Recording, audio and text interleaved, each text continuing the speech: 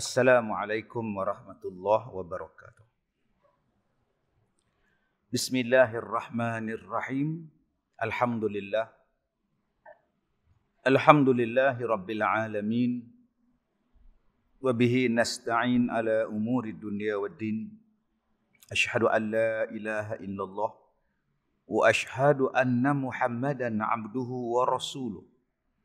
Wa nusalli wa nusallim ala rasulillah wa ala alihi wa ashabihi ajma'in. Alhamdulillah, kita sambung pengajian kita Kitab Muhimmah fil Ilmil Hadith. Kita sampai pada muka surat yang ke-31. Bersabda Nabi sallallahu alaihi wasallam, bermula perempuan semuanya aurat. Maka tahanlah olehmu akan mereka itu di dalam rumah. Maka bahawa sesungguhnya perempuan itu apabila keluar ia kepada berjalan, maka bertanyalah baginya oleh ahlinya, ke mana engkau hendak pergi? Maka jawablah ia, aku hendak pergi melihat akan orang yang sakit, atau aku hendak mengikut akan jenazah. Maka sentiasalah perempuan itu menyesatkan oleh syaitan, sehinggalah mengeluarkan ia akan tangannya. Baik tuan-tuan yang saya hormati, hadis daripada riwayat Ibnu Majah dan Ibnu Mas'ud. Kalau kita lihat tuan-tuan dalam banyak penyataan hadis yang lain yang hampir sama dengan bermulanya perempuan semuanya aurat. Dibahaskan dengan panjang lebar tentang persoalan aurat di sini. Ada perkataan yang disebut sebagai aurah atau bahasa kita aurat. Ada yang disebut sebagai farjun. Ada yang disebut sebagai saw'ah. Faujun, saw'ah dan aurat. Tiga benda yang kita boleh kata berbeza. Boleh kata berbeza. Tetapi dengan sebab salah pengertian tentang aurat, maka orang pun menggambarkan Islam sebagai meletakkan perempuan sebagai alat simbol memuaskan nafsu. Dia kata orang perempuan dalam Islam ni sebagai alat pemuas nafsu saja. Sebab dia kata bermula semua perempuan itu adalah aurat. Dia faham aurat tu ialah benda yang perlu ditutup. Dua yang perlu ditutup. Bahagian atas dan bahagian bawah. Dada dan yang di antara dua kaki. Maka faham dia di antara dua kaki itu aurat, dada hak di atas tu aurat. Bila dia baca hadis ni, bermula perempuan itu semuanya adalah aurat, maka Islam suruh tutup melainkan muka dan pergelangan tangan sahaja. Maka mereka membuat satu pemahaman bahawa orang perempuan ni semuanya adalah kemaluan. Semuanya adalah faraj. Sebab itulah disuruh tutup daripada hujung rambut sampailah hujung kaki, tak nampak apa. Maka diburukkan Islam, mereka mengatakan bahawa Islam ni meletakkan orang perempuan sebagai pemuas nafsu. Berfikir menggunakan kemaluan. Sebab tu ditutup. Dia faham gitu. Dia menghina Islam dengan kata-kata bahawa bermula semua perempuan ini adalah aurat dan mereka ni tak nak faham aurat tu apa. Maka mereka mengatakan orang Islam meletakkan seluruh perempuan itu ialah kemaluan. Kerana bagi mereka, aurat itu adalah kemaluan. Yang ni yang jadi orang duk hina Islam, menghina Al-Quran dan sebagainya. Baik, yang pertama, aurat. Aurat ialah sesuatu bahagian yang wajib ditutup, baik melibatkan orang perempuan ataupun melibatkan orang laki-laki.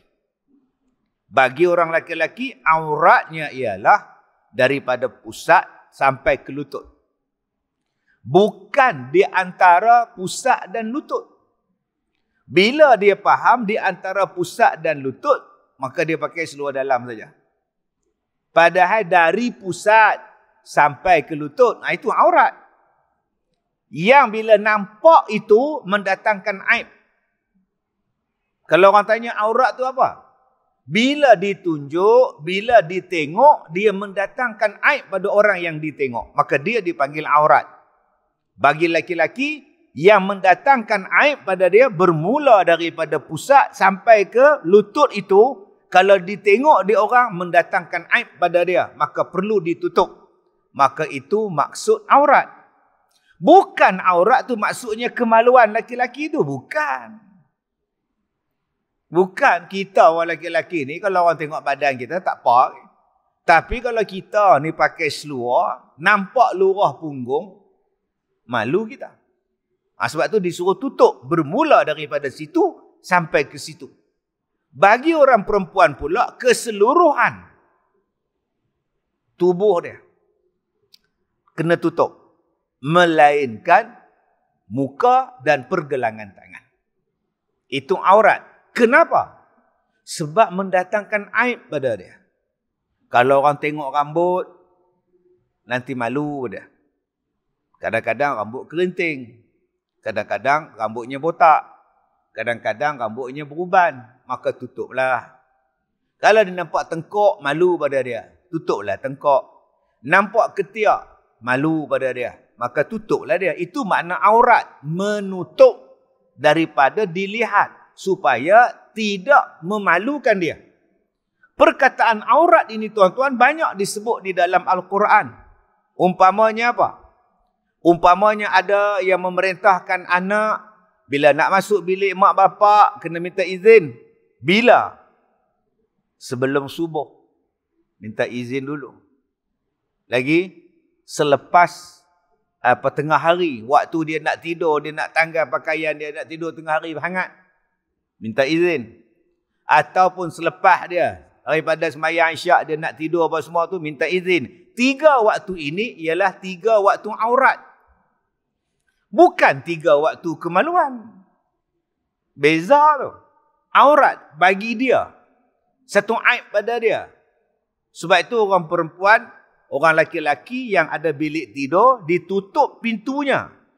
Ditutup langsirnya, letak dekat tingkap. Kenapa letak awak pasang langsir? Kenapa awak ada second layer untuk langsir? Satu langsir warna-warni, satu langsir warna putih itu untuk apa? Supaya orang tak nampak bilik saya, tempat tidur saya. Itu dipanggil apa? Aurat. Kadang-kadang kita bilik tidur, kita dengan isteri kita, kita tak suka orang lain masuk dalam bilik tidur kita. Tak suka masuk dalam bilik tidur itu dipanggil apa? Aurat. Bukan aurat di situ ialah di antara dua paha tu. Bukan. Aurat ialah sesuatu yang kita tutup supaya orang lain tak nampak pada dia. Supaya tak memalukan dia. Termasuklah saya katakan tadi, bilik tidur dia. Aurat pada dia. Kita tak suka orang masuk sewenang-wenangnya. Hatta anak kita sendiri pun. Aurat dia. Bukan bilik tidur tu kemaluan. Tidak. Dia merupakan satu privacy untuk orang yang dalam bilik tidur tu. Sebab tu ditutup dengan langsir dan sebagainya. Begitu juga dengan pakaian kita. Rambut kita adalah privacy kita. Tengkok kita adalah privacy. Ketiak kita privacy kita. Untuk siapa ini? Untuk suami kita. Itu nama dia aurat. Privacy untuk dia. Aib untuk dia. Yang kedua, dipanggil farjun. Ataupun furuj. Ada beberapa kali disebut oleh Allah di dalam Quran. Perkataan furuj. Umpamanya di dalam surah Al-Mu'minun. Li furujihim hafizun. Orang yang beriman, yang berjaya ialah orang yang menjaga kemaluan. Direct Allah sebut. Furuj. Ataupun bahasa kita, faraj. Faraj termasuk di dalam aurat. Aurat sebatang ni, sebatang badan tu aurat, contoh dia. Faraj itu ialah kemaluan. Direct Allah sebut. Orang yang berjaya ialah orang beriman yang tidak berzina. yang tidak melakukan perbuatan cemar dengan kemaluan dia. Illa ala ma malakat ayman, melainkan kepada isterinya, azwajihim, ataupun hamba-hamba yang dia miliki. Itu saja. Orang berjaya, orang yang tidak melakukan perbuatan sundal, berzina dan sebagainya. Yang ketiga dipanggil saw'ah. Dalam Quran, dalam surah Al-A'raf ada sebut perkataan saw'atuhuma. Saw'ah maknanya asal daripada perkataan buruk. Saw'ah merujuk kepada perbuatan yang menampakkan keburukan dia. Merujuk juga kepada faraj. Sebab bila Nabi Adam dan Hawa memakan buah yang dilarang di dalam syurga tadi, maka terbukalah keburukannya. Terbukalah buruknya. Terbukalah ataupun saw'atuhuma. Jadi itulah perkataan yang melibatkan tubuh badan manusia, yang melibatkan aurat di dalam Al-Quran. Pertama, perkataan aurat. Yang kedua, perkataan faraj. Yang ketiga, perkataan saw'atuhuma. Baik. Balik kepada hadis yang kita baca ni. Bermula perempuan semuanya aurat. Bermula perempuan itu semuanya adalah aib pada dia. Privacy pada dia. Tak ada sewenang-wenang nak boleh pergi tengok pada orang. Nak keluar boleh, tutup. Bukan dia kata tak boleh keluar. Sebab tu dalam Islam, dia membenarkan orang perempuan keluar. Dalam sejarah Asma binti Abu Bakar, dia keluar bekerja, membantu suaminya, Zubair Al-Awwam, bekerja sebagai seorang yang menjiruskan kebun kurma. Ambil air daripada telaga, duk siram pokok. Siapa yang siram ni? Asma binti Abu Bakar. Siapa Asma? Kakak kepada Sayyidatina Aisyah radhiyallahu anha. Bekerja. Dalam Islam ada orang perempuan yang bertugas sebagai jururawat, nurse. Dan mereka juga terlibat di dalam peperangan. Perang Badar mereka pergi, perang Uhud pun mereka pergi. Kalau kata perempuan langsung tak boleh keluar rumah, zaman Nabi tuan-tuan, dah ada dah perempuan yang keluar bekerja dan sebagainya. Habis tu di sini Ustaz dia kata, maka tahankanlah olehmu akan mereka itu di dalam rumah. Kalau kamu keluar dalam keadaan kamu tak menjaga privasi. Kamu keluar daripada rumah, kamu tak jaga hak-hak yang perlu kamu jaga. Kita tengok anak dara kita pakai skirt. Jangan bagi dia keluar, masuk rumah. Kita tengok anak dara kita keluar, pakai tudung, pakai jubah, pakai apa semua. Nak ke mana? Silakan.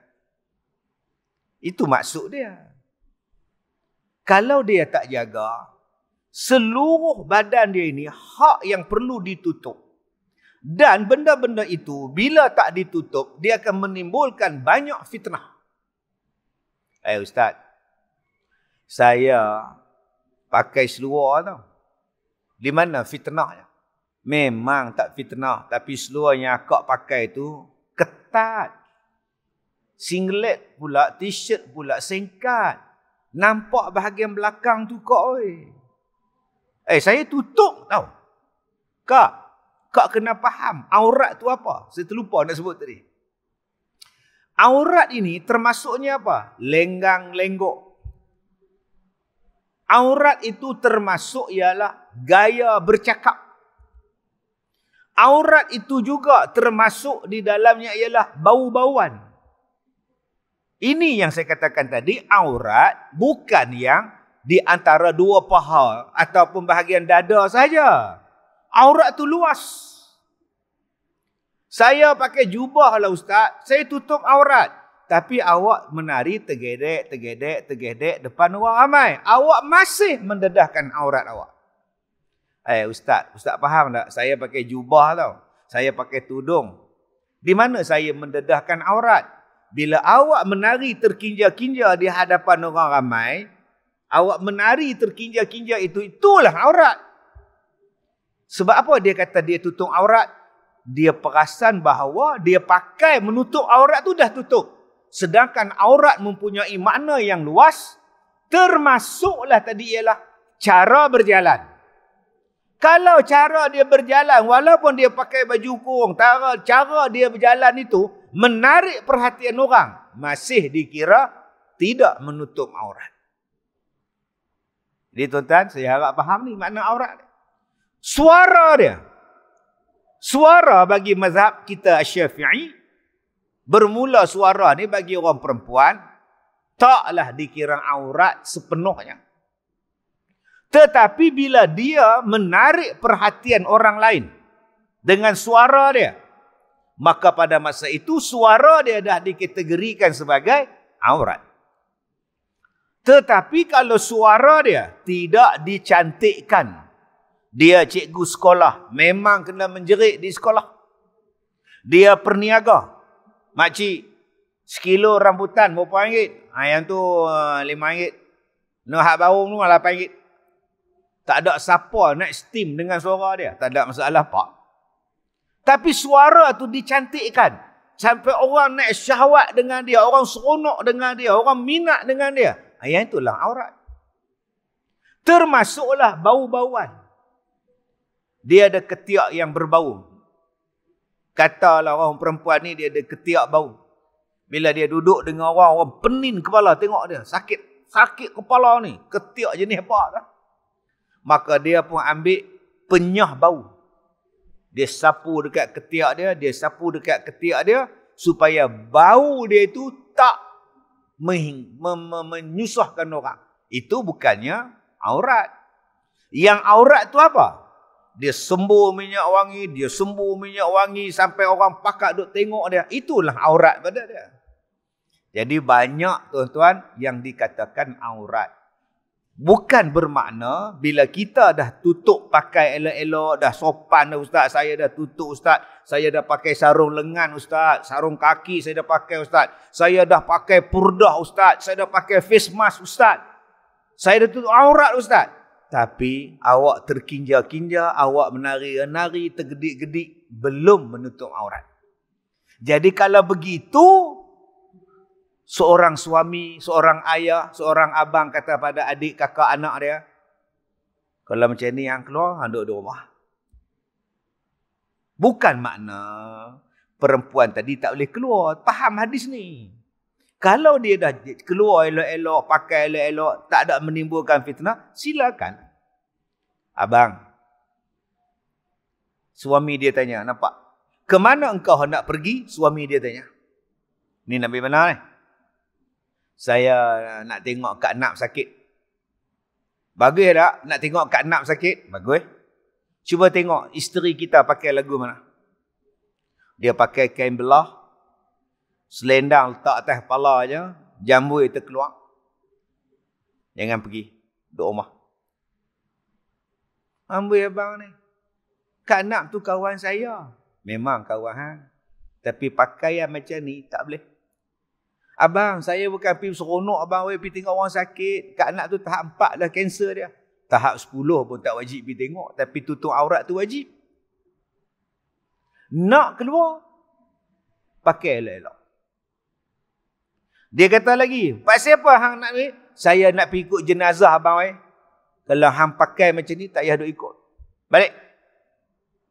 Walaupun tujuan dia itu bagus. Walaupun tujuan dia tu bagus, nak tengok mayat, nak tengok orang sakit, bagus. Tetapi cara dia pakai tadi tak sempurna pada aurat. Balik. Masuk. Abang tak izinkan. Berdosa abang. Tak izinkan cik pergi tengok Kak Nap. Aku lagi berdosa kalau izinkan hang pergi, hang menimbulkan masalah. Tok Imam hak baca Yasin kat Kak Nap tu pun berhenti baca, tengok hang. Aku tak pergi. Inilah maksud hadis ni. Bukan dia tak bagi orang perempuan pergi tengok orang sakit. Bukan dia tak bagi orang perempuan tengok mayat. Maksud tu kena tengok daripada atas. Maksud yang kata bermula perempuan semuanya aurat tu apa? Cara berjalan, cara pakai, cara melenggok, cara bercakap, cara berwangi, cara duduk, cara berjalan. Semuanya Islam jaga. Ini adalah hak privasi orang perempuan yang kena jaga sungguh. Satu. Dua, yang dia sebut tadi. Kalau niat baik sekalipun, tetapi pakaian tidak sesuai, perangai tidak sesuai, aurat tidak betul, jangan pergi. Duduk di rumah lagi selamat. Sebab kata dia, bila kamu keluar dalam keadaan macam tu, sentiasalah syaitan mengeluarkan tangan dia nak bagi rosak kamu. Dan nak menjadikan orang lain rosak tengok kamu. Itu maksud hadis ni. Aurat, faraj, sawah. Ingat tiga benda ni. Aurat lain. Faraj lain. Sawah hampir sama dengan faraj. Tetapi digunakan di dalam Al-Quran menggambarkan sawah Nabi Adam dan sawah Siti Hawa. Maka disebut sebagai sawatuhuma. Perkara yang memalukan mereka berdua. Yang mereka kena ambil daun-daun daripada pokok dalam syurga untuk menutup sawatuhuma. Baik. Hadis pertama. Yang kedua. Dan sabdanya pula. Tiada menuntut oleh perempuan dengan kerana Allah Ta'ala dengan seperti bahawa duduk ia di dalam rumahnya atau berbuat ibadat ia akan Tuhannya dan mengikut ia akan suaminya. Ada tiga perkara yang orang perempuan kalau boleh buat tiga benda ni, Masya Allah, Subhanallah, Tabarakallah. Pertama, duduk di dalam rumah dia. Sebab itu, orang perempuan Islam jaga. Bukan Islam kongkong. Kongkong lain, jaga lain. Umpamanya orang perempuan yang di dalam iddah. Iddah mati suami, iddah bercerai talak raj'i misalnya. Ada tempoh dia, 3 kali suci, ada yang 4 bulan 10 hari. Salah satunya ialah jangan keluar daripada rumah dia. Bukan setakat tak boleh keluar tanpa sebab yang tertentu. Katalah dia bercerai dengan suami dia, talak raj'i. Suami tak boleh suruh isteri keluar. Katalah suami isteri ni bercerai. Aku cerai hang, talak satu. Teng, teng, teng, cerai. Ambil kain baju hang, berambus. Tak boleh.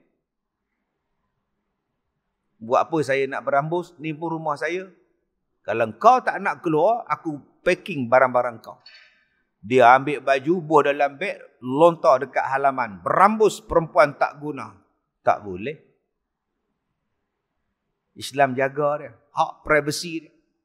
Melainkan, kalau ada berlaku khianat, si curang, berlaku kecurangan yang melibatkan perceraian. Kenapa awak ceraikan dia? Saya balik kerja Ustaz, saya balik-balik, saya tengok isteri saya duduk atas katil dengan orang lain. Dia curang Ustaz. Saya tak sangka Ustaz, bila pergi mahkamah tanya, berapa lama dah hang curang? 4 bulan dah Ustaz. Kalau yang tu, pergi dia suruh keluar, tak apa. Isteri kamu tak sampai tahap tu. Bergaduh hanya masalah tak bubuh belacan je. Yang sampai nak bercerai, siapa? Masalah-masalah macam ni, isteri ada hak dia. Okey, awak duduk di sini, mama duduk di sini, setengah orang sayang duduk di sini, setengah orang anja duduk di sini. Biar abang yang keluar dalam tempoh iddah. Itu hak dia. Bukan setakat 3 kali suci itu tuan-tuan, dia tak keluar pada rumah tu. Makan minum dia pun suami dia yang dah cerai tadi ni kena tanggung dia lagi. Dan pada masa dia dalam iddah, boleh dia berhias untuk suami dia yang dah cerai tadi ni. Mudah-mudahan berlaku balik, rujuk dan sebagainya. Bagi yang bercerai mati, suami mati, isteri duduk di situ. maka tempat yang paling baik isteri menghabiskan iddah ialah tempat dia dengan suami dia. 4 bulan 10 hari. Duduk situ. Datang mak mertua pula. Nyonya Mansur dari Singapura. Dia kata, Sabaria, anak aku dah mati. Sekarang, aku nak kamu kosongkan rumah ni. Kamu tak layak duduk di sini, suami kamu dah mati. Merambus. Haram pada mertua tu. Halau menantu dia keluar. Tu rumah dia. Dia kena habiskan iddah 4 bulan 10 hari di situ. Nanti paraid cerita lain. Ni cerita iddah dia di situ. Tak boleh dia kata, leha oi, laki hang dah mati. Hang pun dah tak jadi menantu aku dah. Hang balik tempat lain dah. Pergi balik rumah mak hang. Habiskan iddah di rumah mak hang. Tak boleh. Ataupun anak dia kata, mak, ayah dah mati mak oi. Saya pula kerja di Putrajaya. Mak mainlah duduk dengan saya, mak oi. Mak dia kata tak boleh. Mak dalam iddah lagi. Lepas habis iddah, aku pergi rumah hampa. Atau mak duduk seorang macam mana? Hampa lah ambil cuti seorang sebulan. Sebulan anak nombor 1, sebulan anak nombor 2, sebulan anak nombor 3, sebulan anak nombor 4. Habis masalah. Saya tak boleh cuti mak bini hang lah cuti. Saya tak boleh cuti mak laki hang lah cuti. Teman mak tak boleh tiap-tiap hari Sabtu Ahad balik jadi lah. Ni raya ni macam mana mak? Mak mainlah raya rumah saya mak. Raya pun aku tak boleh pergi rumah hang. Aku raya sini sudah. Aku dalam iddah. Nu sepupu mak menikah di Pahang mak tak pergi ke? Aku dalam iddah nak pergi sepupu kenduri siapa? Islam dia jaga sampai tahap macam tu. Untuk siapa? Untuk orang perempuan supaya dihormati, bukannya untuk dikongkong. Maka tempat yang paling selesa untuk orang perempuan ialah rumah. Di rumah dia boleh buka tudung, di rumah dia boleh berkemban, di rumah dia boleh baca Quran dengan kuat. Dia puas hati. Dia nak baca Quran dalam masjid baca kuat. Tok Imam tengok. Qari'ah mana pula. Dia baca Quran dengan kuatnya. Orang semua bukan tengok dia. Tapi dia boleh baca seorang-seorang di rumah dia. Siapa nak tengok? Dia baca telekung, pakai telekung lawa di belakang tu. Kawan dia pun duduk tegur. Habis-habis semayang bukan salam. Pegang telekung tu. Ni Siti Rafi'ah ke Siti Maimunah telekung. Dia tak ada privasi untuk dia. Sebab tu tempat yang paling bagus privasi dia untuk orang perempuan ialah rumah dia sendiri. Maka kita sebagai suami sediakan sebuah syurga di dalam dunia untuk isteri kita. Inilah nama dia nafkah. Supaya isteri rasa selesa. Ada privasi untuk dia, ada aurat untuk dia. Jangan sediakan rumah yang tak ada aurat. Isteri mengadu, dia kata, abang, boleh tak kita pindah rumah lain? Awak, adik abang tu duduk tengok cik. Cik ke dapur, dia ikut buat-buat belaga pergi ambil ayam kat cowai tu. Cik pergi ambil cowai, dia pun pergi ambil cowai juga. Cik nak pergi mandi, dia pun nak pergi lalu beli ayam juga. Tak selesa lah abang. 24 jam, cik kena pakai tudung. Boleh abang cari rumah lain?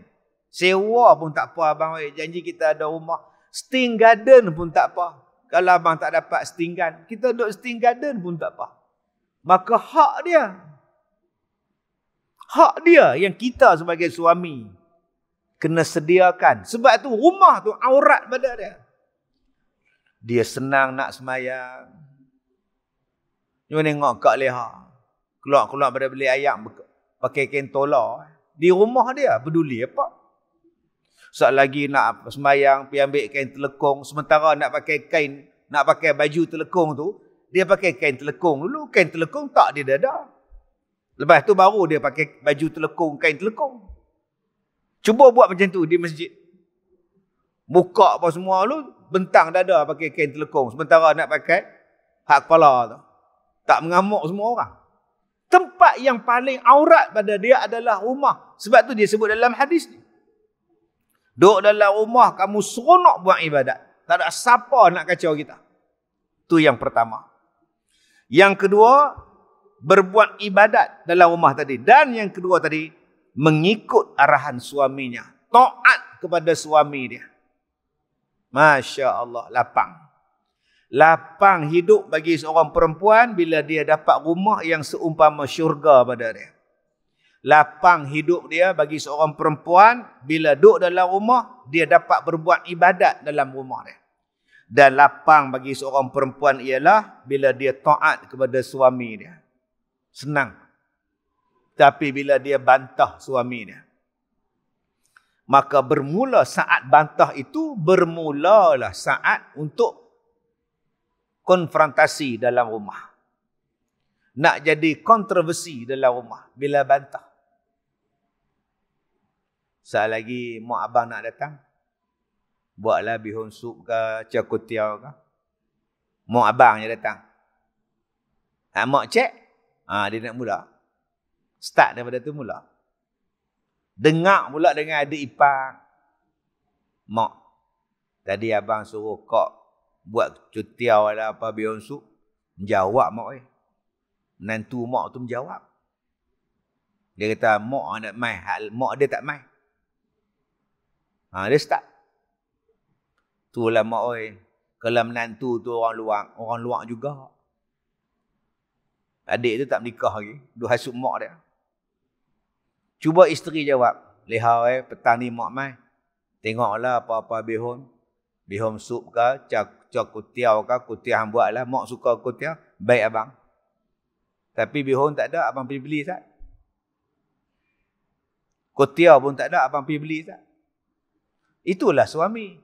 Ni bihun, ni ayam, ni dia punya perencah sup, ni dia daun sup, tolong buat sup je, petang ni mak mai. Isteri tak bantah. Ni kuitiau, ni daging, ni udang, hang buat cak kuitiau, mak nak mai petang ni, abang beli dah. Ni RM10 upah masak. Lagi dia tak bantah. Yang banyak sekarang ni kita menjadi pengarah. Pengarah amat nispu ni masalah. Mak nak mai petang ni, buatlah apa tengok. Kuitiau apa ke? Kuitiau tak ada, daging tak ada. Tu macam mana dia tak bantah kita? Sebelum isteri bantah kita tu, cuba tengok order kita macam mana. Cuba bagi penerangan yang jelas, bagi arahan yang jelas, sebab yang jelas, cara yang cakap yang betul, sediakan kelengkapan yang cukup. Tak ada siapa isteri nak bantah, melainkan isteri tu memang jahat. Cara kita nak order tu pun kadang-kadang tak kena. Oi, yang jual ayam oi. Oi, ayam oi. Cuba minta. Mama, dahaga. Tu cara minta. Bukannya susah. Mama ni kalau buat ayam amboi, kalah nasi kandar maju. Steko dia buat kat kita. Jadi abang-abang kita ni sebagai suami, faham betul-betul hadis ni. Nak membolehkan dia selesa dalam rumah, nak membolehkan dia buat ibadat dalam rumah, nak membolehkan dia taat kepada kita, kita sediakan kelengkapan, kita sediakan perwatakan yang terbaik untuk dia hormat kepada kita. Baik, dan adalah Nabi SAW bersabda.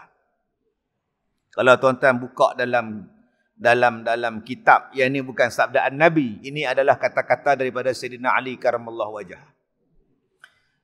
Adakah tiada kamu malu dan tiada kamu cemburu dengan memberi akan seorang kamu akan isterinya keluar di antara segala lelaki, padahal memandang ia kepada mereka itu dan memandang lelaki itu kepadanya.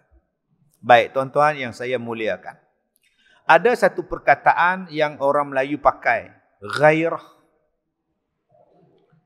Ghairah. Kamu ni kenapa? Saya kena tangkap.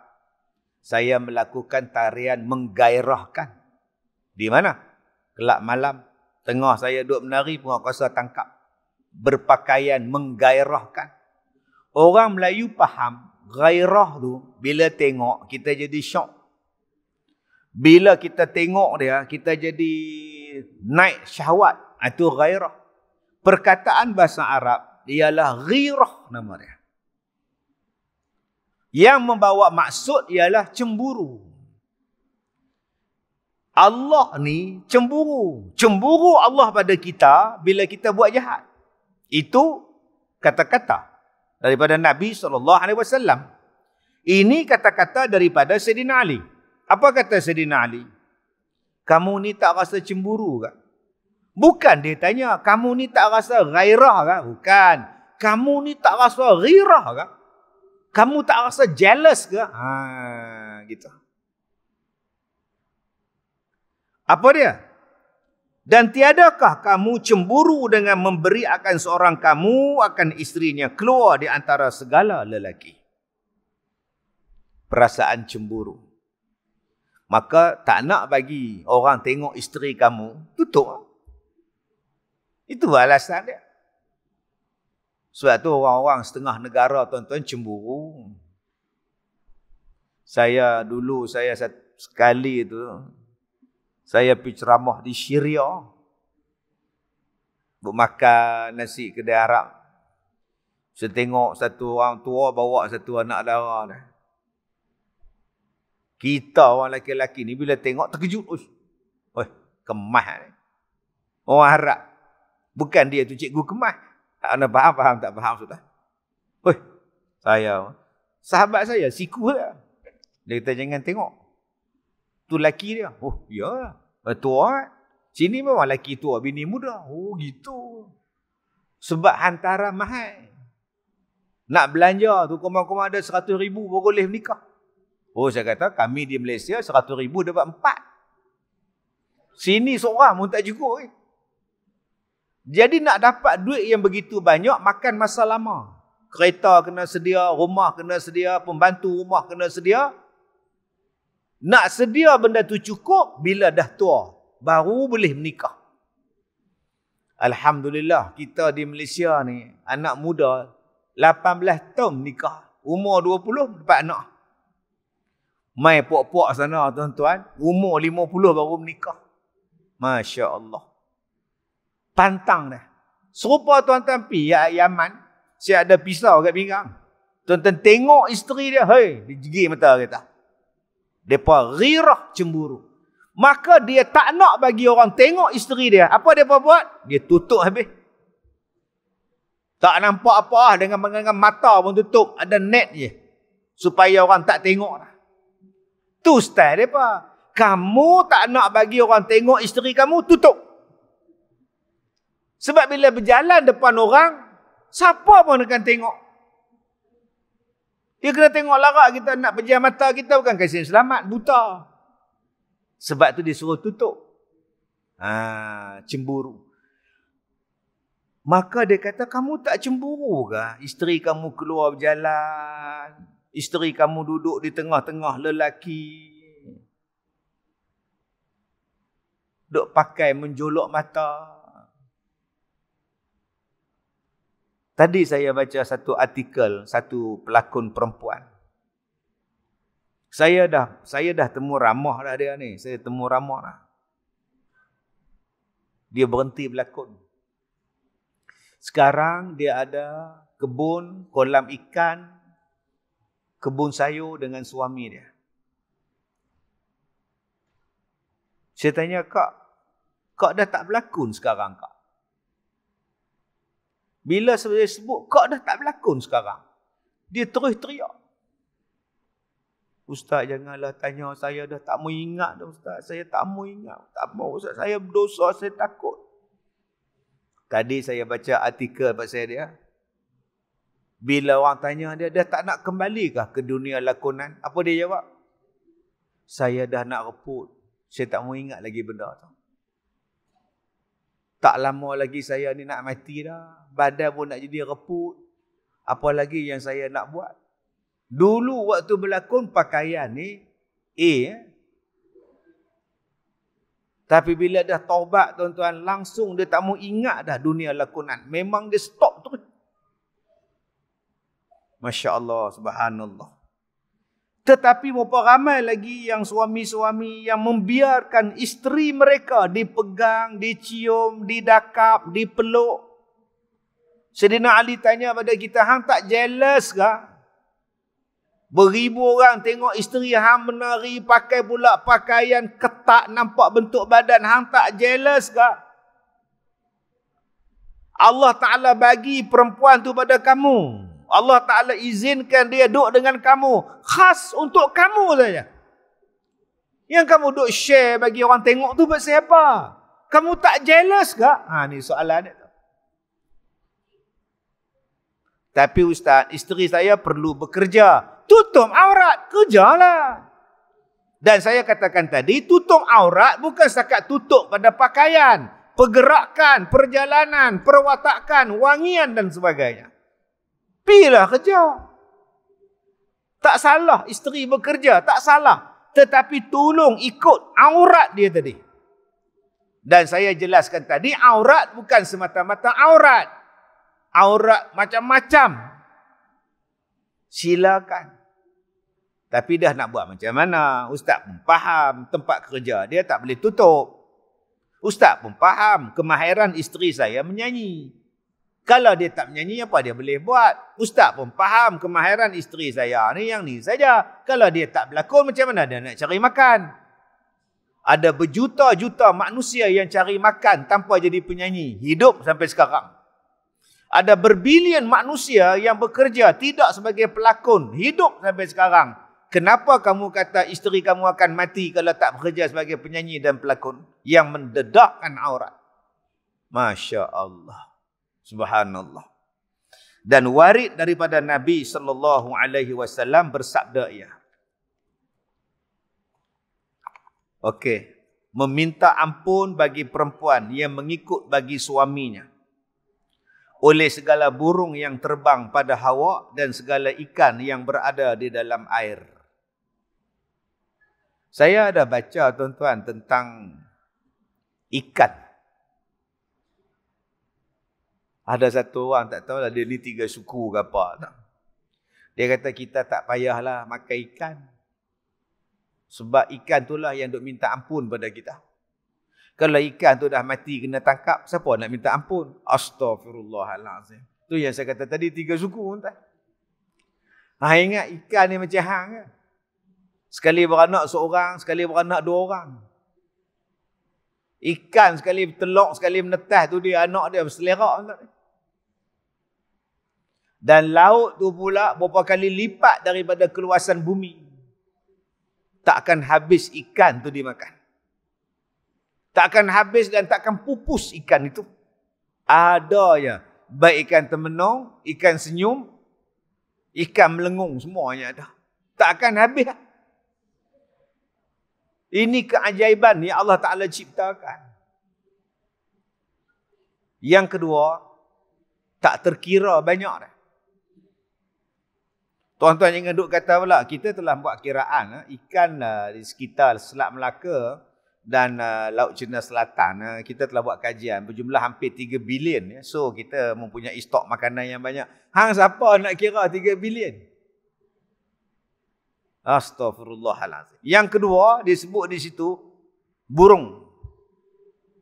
Burung hak duk terbang. Yang duk terbang di angin. Kadang-kadang kita duduk berjalan, berak atas kita. Celaka punya burung. Dia bukan ada toilet kat atas. Dia bukan ada tanda awam. Dia belasah dia binatang.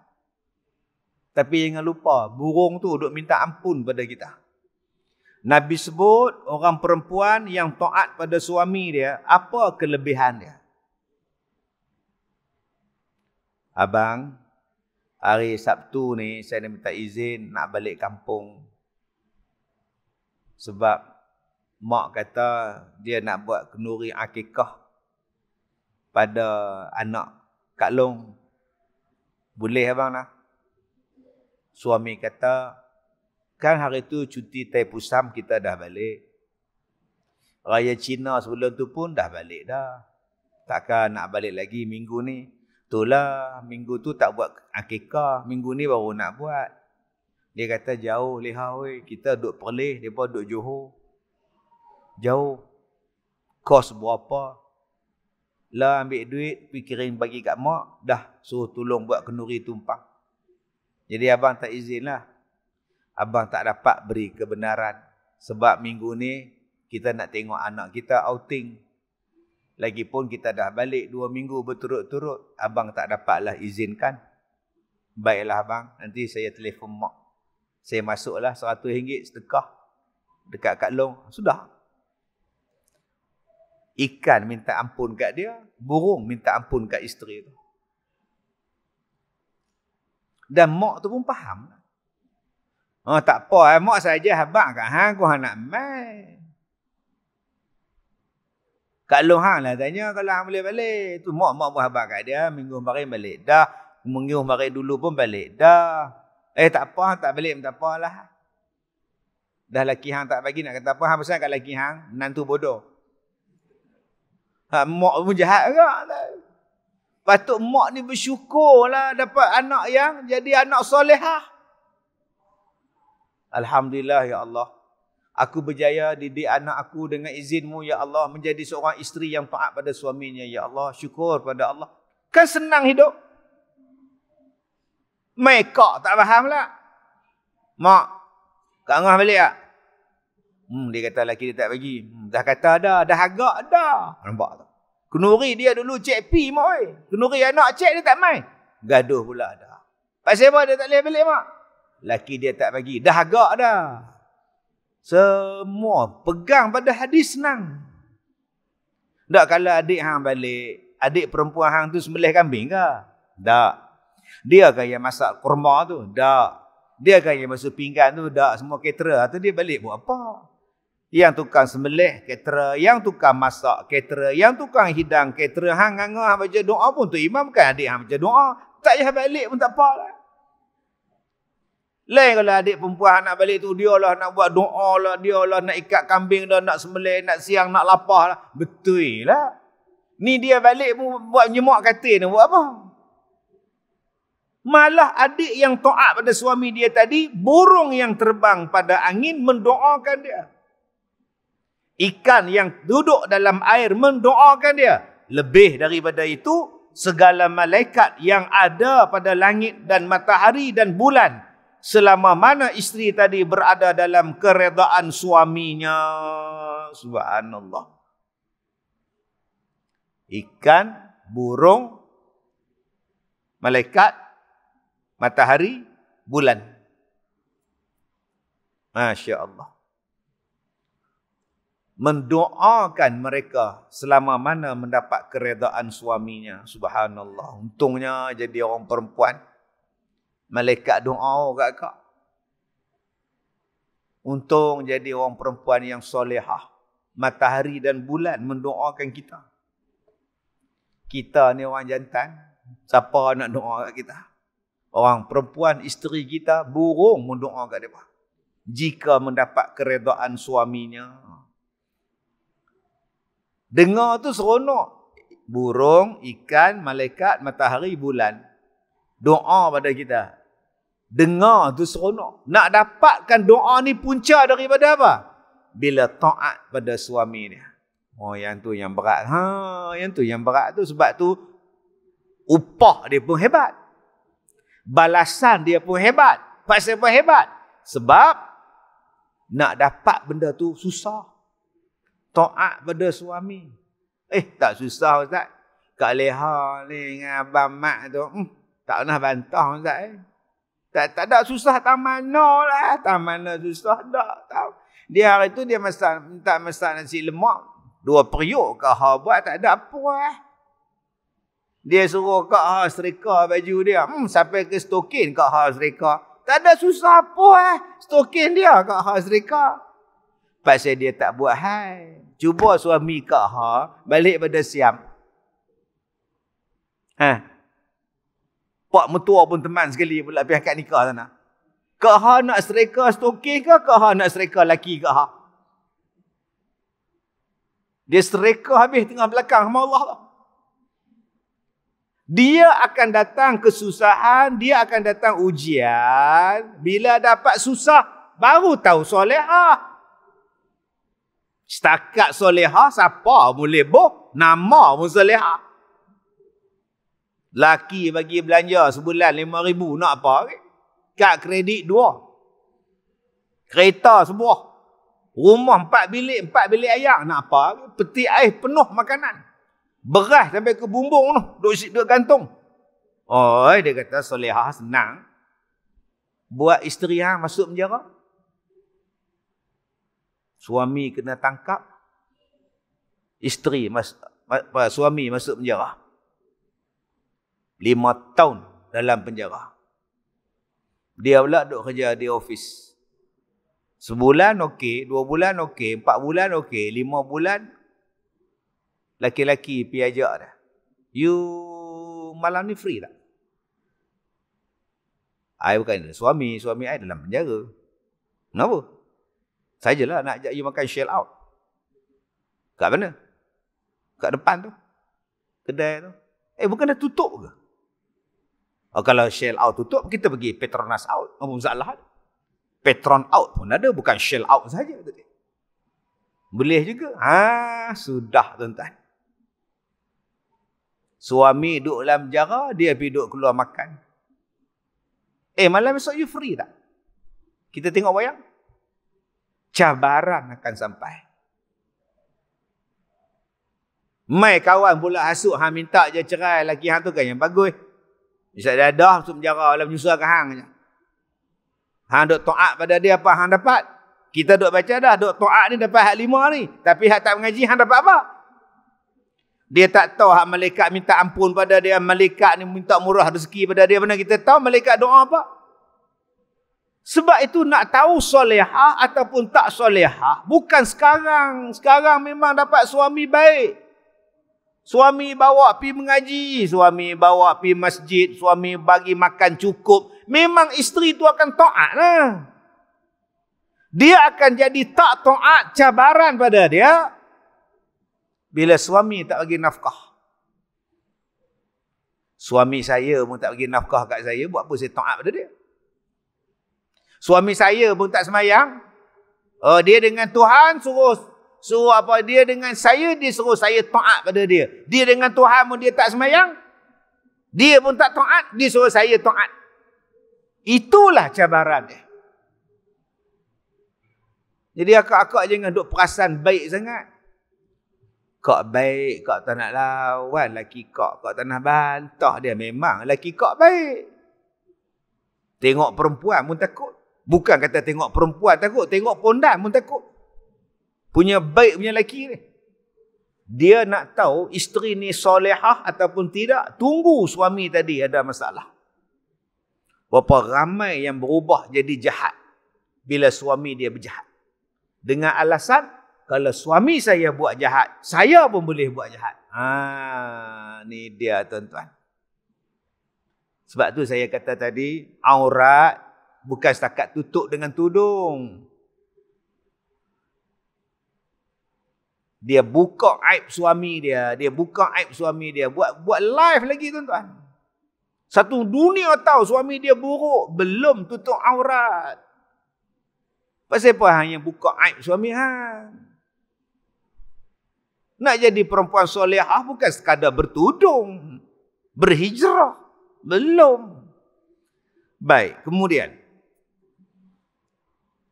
Dan di mana-mana perempuan yang derhaka ia akan suaminya, maka atasnya laknat Allah, laknat segala malaikat dan laknat segala manusia sekaliannya. Dia lawan mula.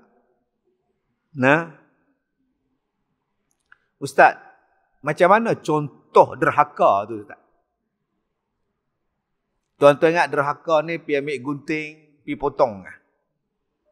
Derhaka ni tuan-tuan ingat pergi tikar dengan pisau kan? Suami pegang tangan isteri, duk tengok televisyen. Peganglah tangan, sajalah nak manja. Isteri tarik tangan. Isteri pula Hindustan punya orang. Cura merayat, dia kata. Oi, Lepaskan tangan saya dalam bahasa Melayu kita. Amboi.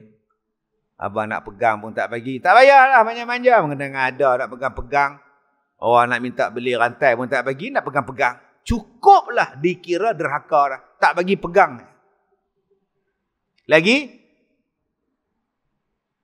Kata-kata. Cukuplah dikira derhaka. Abang selama ni adakah abang jaga saya?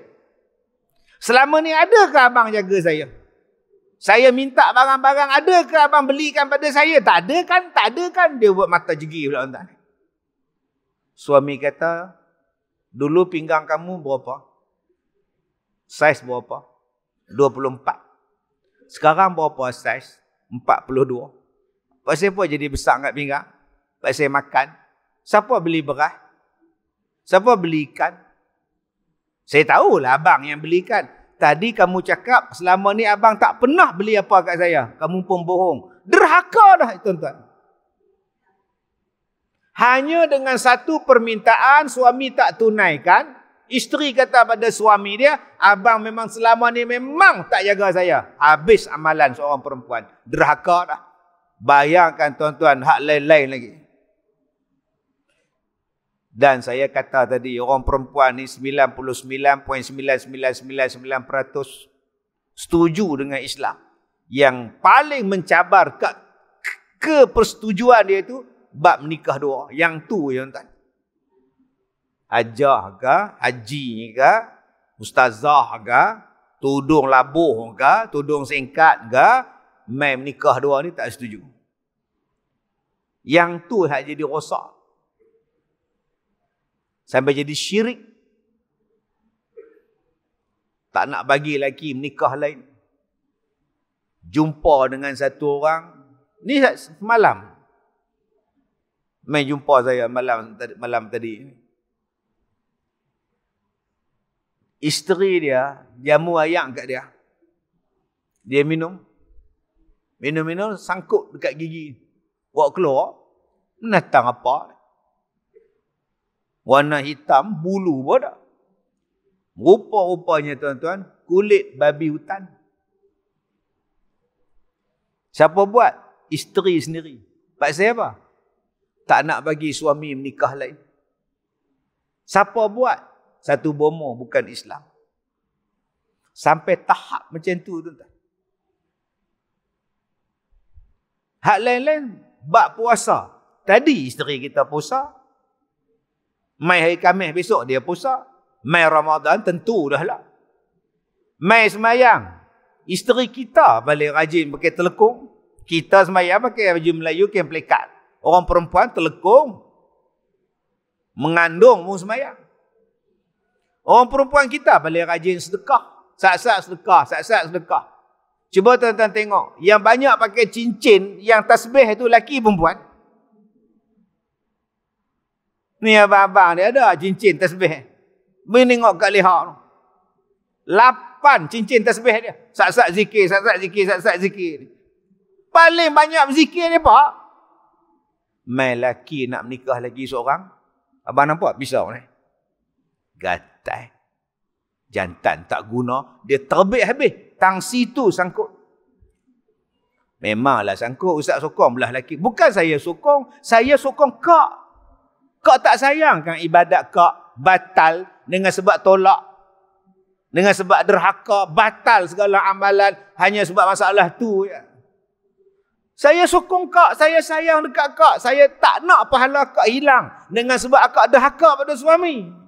Bukan saya sokong suami menikah lain. Jangan duk ikut cakap orang. Yang duk menghasut. Nama dia netizen. Sayang pahala tu. Duk teruk-teruk puasa habis pahala. Dengan sebab syirik. Pergi jumpa bomo syirik. Sanggup kau bagi daging apa nama kulit babi bagi lelaki makan. Memang layak pun. Gatai. Padai dengan betina tu pun babi. Astaghfirullahalazim. Tudung labuh tu. Itulah dia cabaran. Tang situ yang masalah orang perempuan ni. Hak lain ni insya-Allah kita laki-laki ni kalah. Baik, kemudian.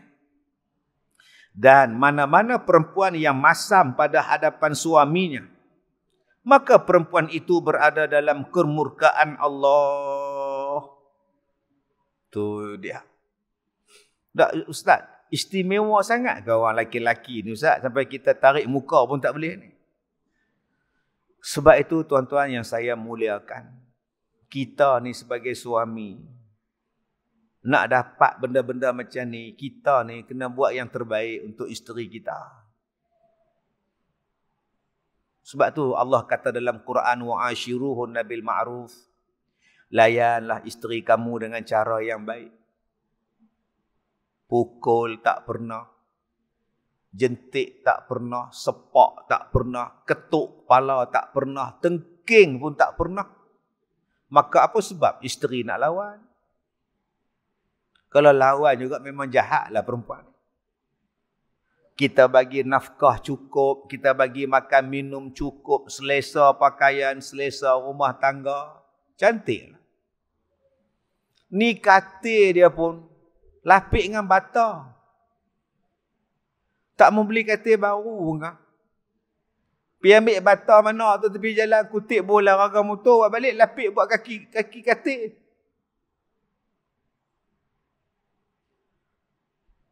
Ada tuan-tuan yang beli tilam pun tak mau kat isteri dia. Bukan saya yang bohong. Dia buat balik tilam, orang sedekah kat dia.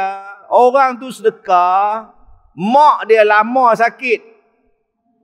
Mak dia sakit, lumpuh atas tilam tu. Mati pun atas tilam tu. Anak dia ambil, pergi sedekah dekat hamba Allah ni. Hamba Allah ni buat balik ke rumah. Hoi. Pergi letak dalam bilik tidur dia, nak tidur dengan isteri dia. Ni cerita betul, saya tak bohong tak. Bukan saya hina yang sedekah tu. Bukan saya hina hak mati sakit tu. 5-6 tahun punya sakit, duk tukar apa semua, lampin apa semua, duk kencing berak atas tilam tu. Hang bagi dekat orang, hamba Allah ni pula buat balik, pergi ajak tidur dengan isteri dia. Saya buat kan, saya kepala angin. Saya ambil lori. Saya masuk dalam rumah dia. Bini dia tak ada masa tu. Saya ambil dengan cadar-cadar, dengan tilam-tilam. Saya buh dalam lori, saya bakar buang. Ni yang hang bagi kat isteri hang. Dia menung tengok saya. Dapur dia tuan-tuan, saya heret. Relai tuan-tuan. Dapur jenis apa, Zanusi, menambah hak lama, orang tak pakai. Heret-heret relai. Secampak buang. Hang tak boleh bagi dapur hak elok sikit kepada orang perempuan. Orang perempuan ni dia suka apa di dapur? Nombor 1, kabinet. Masuklah rumah, kabinet dapur dululah. Duk tengok kabinet. Bangga gila. Macam mana Ustaz tahu? Saya tahu di sekolah saya berlatih pondok. Pondok ni kadang-kadang saya kata okey, Makcik Leha tukar pondok sana, Makcik Nap tukar pondok ni. Tak mau saya sayang kabinet. Kabinet semua dia sebut. Kabinet tak habis-habis, tak percaya tanya isteri tuan-tuan. Nombor 1 kabinet.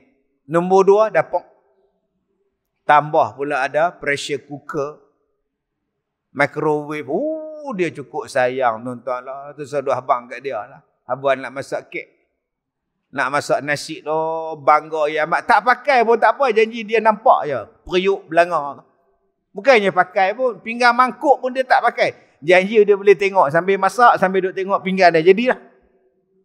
Tuan-tuan, kalau kita tahu orang perempuan macam itu, layan dia elok. Sebab tu Nabi kata perempuan ni macam tulang rusuk yang bengkok. Hang nak bagi lurus, dia patah. Hang layan saja bengkok dah.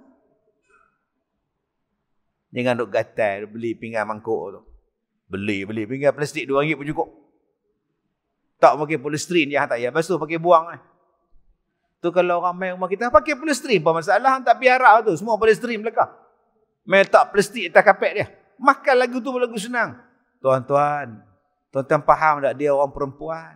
Kita sebagai suami layan dia. Tak apa, nanti kita pergi Langkawi, kita beli nah. Dah. Ada suruh pergi makan shell out di rumah. Bentang plastik. Abang oi, plastik shell out pun habis abang oi. Plastik sampah hitam kan banyak. Jamu itu pun cukup dah. Pun tabuk nasi dah. Yang penting nasi bukan plastik. Awaknya kedekut sangat kita. Macam ni kita nak suruh isteri taat pada kita. Bila kita sebagai suami bagi yang terbaik pada dia, maka tidaklah susah bagi dia untuk memberikan yang terbaik kepada kita. Dan kata dia lagi, maka murkalah Allah Ta'ala, dan di mana-mana perempuan yang keluar daripada rumahnya dengan tiada izin suaminya, niscaya melaknatlah akan dia oleh malaikat sehinggalah kembali ia pulang ke rumahnya.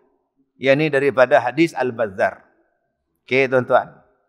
Tuan-tuan yang saya hormati, insya-Allah pada kuliah yang akan datang kalau Allah Ta'ala izinkan kita akan baca 4 jenis perempuan yang sekarang ini kita duduk dalam peristiwa Isra' dan Mi'raj.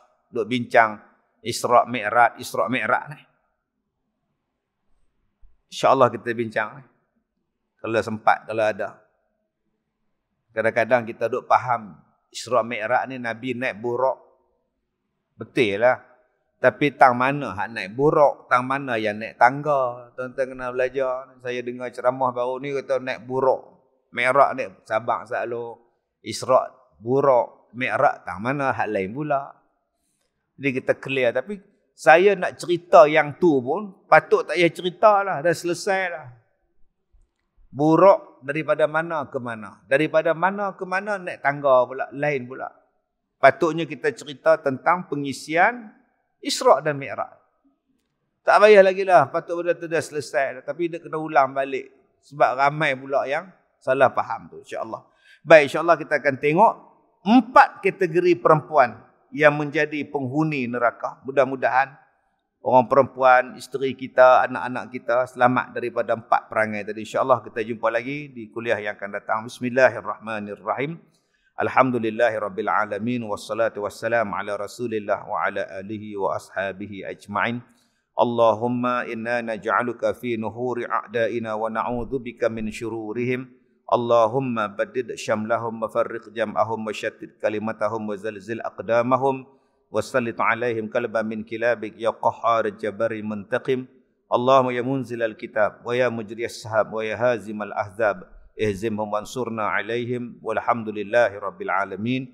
Saya minta maaf jika terkasar bahasa. Wabillahi taufiq wal hidayah. Assalamualaikum warahmatullahi wabarakatuh.